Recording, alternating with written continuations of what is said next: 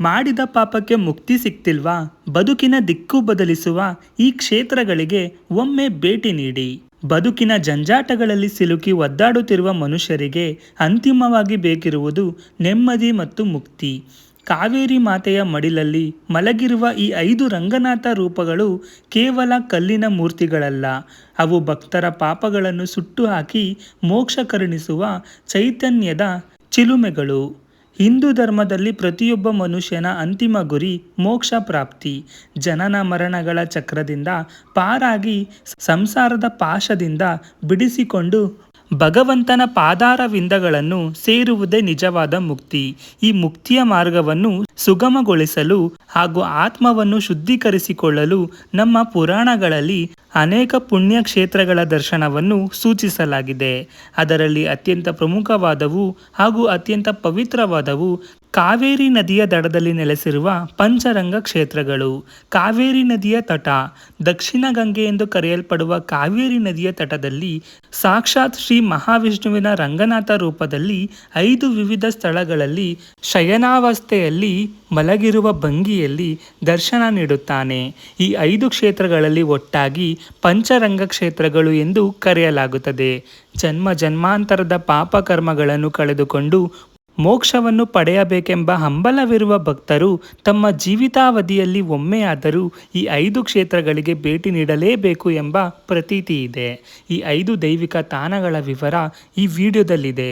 ವಿಡಿಯೋವನ್ನು ಸಂಪೂರ್ಣವಾಗಿ ನೋಡಿ. ಇನ್ನೂ ನೀವೇನಾದರೂ ನಮ್ಮ ಚಾನಲನ್ನು ಸಬ್ಸ್ಕ್ರೈಬ್ ಮಾಡಿಲ್ಲ ಅಂದರೆ ದಯವಿಟ್ಟು ಸಬ್ಸ್ಕ್ರೈಬ್ ಮಾಡಿಕೊಳ್ಳಿ. ಆದಿರಂಗ ಶ್ರೀರಂಗಪಟ್ಟಣ. ಕಾವೇರಿ ನದಿಯ ಉಗಮದ ನಂತರ ರಂಗನಾಥ ಸ್ವಾಮಿಯು ನೆಲೆಸಿರುವ ಮೊದಲನೇ ಕ್ಷೇತ್ರವಿದು. ಮಂಡ್ಯ ಜಿಲ್ಲೆಯ ಐತಿಹಾಸಿಕ ಶ್ರೀರಂಗಪಟ್ಟಣದಲ್ಲಿರುವ ಈ ದೇವಾಲಯವು ಕಾವೇರಿಯಿಂದ ಆವೃತವಾದ ದ್ವೀಪದಲ್ಲಿದೆ. ಇಲ್ಲಿ ಶ್ರೀಹರಿಯು ಆದಿಶೇಷನ ಮೇಲೆ ಪವಡಿಸಿದ್ದು ಈತನ ದರ್ಶನದಿಂದ ಜೀವನದ ಸಕಲ ಸಂಕಷ್ಟಗಳು ದೂರವಾಗಿ ಮನಸ್ಸಿಗೆ ಅತೀವ ಶಾಂತಿ ದೊರೆಯುತ್ತದೆ. ಜೊತೆಗೆ ಮೋಕ್ಷದ ಹಾದಿಯ ಮೊದಲ ಹೆಜ್ಜೆ ಶುರುವಾಗುತ್ತದೆ. ಮಧ್ಯರಂಗ ಶಿವನ ಸಮುದ್ರ. ಕಾವೇರಿ ನದಿಯು ಶ್ರೀರಂಗಪಟ್ಟಣದಿಂದ ಮುಂದೆ ಹರಿದು ಐತಿಹಾಸಿಕ ತಲಕಾಡು ಮುಖಾಂತರ ಹಾದು ಹೋಗುತ್ತದೆ. ಮಂಡ್ಯ ಮತ್ತು ಚಾಮರಾಜನಗರ ಗಡಿಯಲ್ಲಿರುವ ಶಿವನ ಸಮುದ್ರವನ್ನು ತಲುಪುತ್ತದೆ.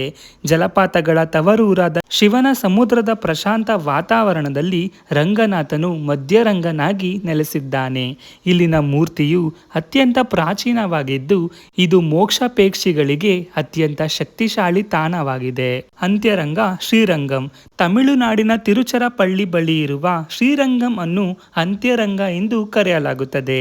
ಇದು 108 ದಿವ್ಯ ದೇಶಗಳಲ್ಲಿ ಪ್ರಮುಖವಾದದ್ದು ಹಾಗೂ ವಿಶ್ವದ ಅತಿ ದೊಡ್ಡ ಹಿಂದೂ ದೇವಾಲಯ ಸಂಕೀರ್ಣಗಳಲ್ಲಿ ಒಂದಾಗಿದೆ. ವೈಕುಂಠ ಏಕಾದಶಿಯ ದಿನದಂದು ಇಲ್ಲಿನ ಪರಮಪದ ವಾಸಲ ಸ್ವರ್ಗದ ಬಾಗಿಲು ಮೂಲಕ ಪ್ರವೇಶಿಸಿದರೆ ನೇರವಾಗಿ ವೈಕುಂಠ ಪ್ರಾಪ್ತಿಯಾಗುತ್ತದೆ ಎಂಬ ಬಲವಾದ ನಂಬಿಕೆ ಇದೆ. ಅಪ್ಪಲರಂಗ ಕೋವಿಲಡಿ. ತಮಿಳುನಾಡಿನ ತಿರುಪೇರ್ ನಗರ್ ಅಥವಾ ಕೋವಿಲವಾಡಿಯಲ್ಲಿರುವ ಈ ಕ್ಷೇತ್ರವು ಪಂಚರಂಗ ಕ್ಷೇತ್ರಗಳಲ್ಲಿ 4ನೆಯದು. ಇಲ್ಲಿ ಭಗವಂತನಿಗೆ ಅಪ್ಪಂ ಒಂದು ರೀತಿಯ ಸಿಹಿ ತಿನಿಸು. ಅಪ್ಪಂ ಅನ್ನು ಪ್ರೀತಿಯಿಂದ ನೈವೇದ್ಯವಾಗಿ ಅರ್ಪಿಸುವುದರಿಂದ ಈತನನ್ನು ಅಪ್ಪಲ ರಂಗನಾಥ ಎಂದು ಕರೆಯಲಾಗುತ್ತದೆ. ಭಕ್ತರ ಕಷ್ಟಗಳನ್ನು ನಿವಾರಿಸಿ ಮುಕ್ತಿಯ ಹಾದಿಯನ್ನು ಸುಗಮಗೊಳಿಸುವ ದಯಾಮಯಿ ಈತ. ಪರಿಮಳ ರಂಗನಾಥ. ತಿರುವಿಂದಲೂರ್. ತಮಿಳುನಾಡಿನ ಮೈಲಾರುತುರೈ ಬಳಿ ಇರುವ ಈ ಕ್ಷೇತ್ರದಲ್ಲಿ ಭಗವಂತನನ್ನು ಪರಿಮಳ ರಂಗನಾಥ ಎಂದು ಪೂಜಿಸಲಾಗುತ್ತದೆ. ಇಲ್ಲಿನ ಮೂರ್ತಿಯು ಸುಗಂಧಭರಿತ ಮರದಿಂದ ಮಾಡಲ್ಪಟ್ಟಿದೆ ಎಂಬ ಪ್ರತೀತಿ ಇದೆ. ಮೋಕ್ಷದ ಅಂತಿಮ ಹಂತವನ್ನು ತಲುಪಲು ಈ ದೇವರ ದರ್ಶನ ಅತ್ಯಗತ್ಯ ಎಂದು ಪುರಾಣಗಳು ಸಾರುತ್ತವೆ. ನೆಮ್ಮದಿ ಮತ್ತು ಮುಕ್ತಿ.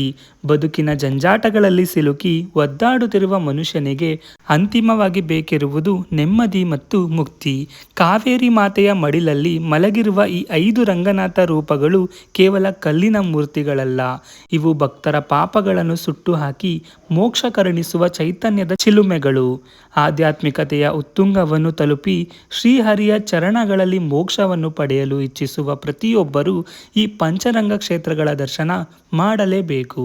ಈ ಮಾಹಿತಿ ನಿಮಗೆ ಇಷ್ಟವಾಗಿದ್ದಲ್ಲಿ ಈ ವಿಡಿಯೋಗೆ ಲೈಕ್, ಶೇರ್, ಕಮೆಂಟ್ ಮಾಡಿ. ಹಾಗೆಯೇ ನಮ್ಮ ಚಾನಲನ್ನು ತಪ್ಪದೇ ಸಬ್ಸ್ಕ್ರೈಬ್ ಮಾಡಿಕೊಳ್ಳಿ. ಧನ್ಯವಾದಗಳು.